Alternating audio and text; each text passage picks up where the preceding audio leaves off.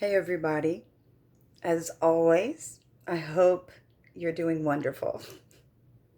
You know how we often hear about how we are living in the matrix and people are trying to escape the matrix, right? Red pill, blue pill. So let's talk a little bit about the matrix. So the movie was designed to get people to think outside the box, right? Okay, let's think outside the box, shall we?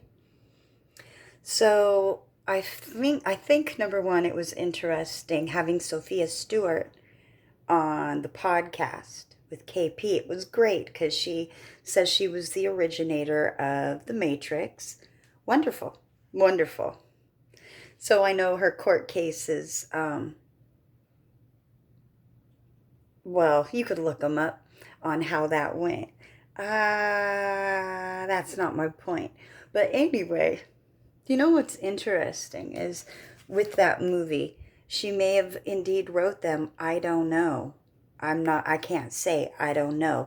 Because honestly, it's very, very common that entertainers steal ideas from other people who are lower down on the chain and then they make money off of it.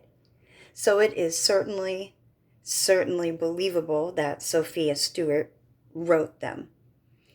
But let's talk a little bit about the other side of the matrix.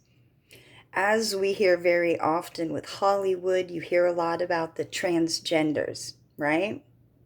And how they run Hollywood.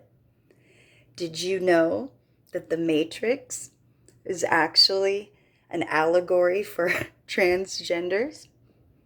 Well, that's according to the ones who put it together, the Wachowskis, the Wachowski sisters. They're both transgender themselves. So that's interesting. So I'll read a few just little excerpts from a few things. The corporate world wasn't ready for it, Wachowski said in a YouTube video for Netflix Film Club. The Matrix stuff was all about a desire for a transformation, but it was all coming from a closeted point of view. The red pill, here's another thing. The red pill, it may actually represent that estrogen pill that transgenders take. It has HRT in it that's used to treat the dysmorphia situations for transgenders. So when Keanu found out that the movie was about transgenders, he had something to say. He was supportive. He said Reeves was asked about the idea of the film being a trans narrative, and he shared his thoughts. While he was never told about the aspect of the film, he was nonetheless supportive.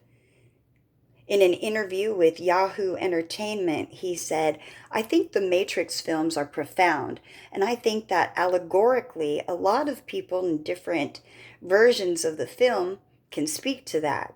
As for Lilly to come out and share that with us, I think it's cool. So, things are not always as they appear. Most people probably have no clue that the Matrix series was actually made by two transgenders and had to do with other things.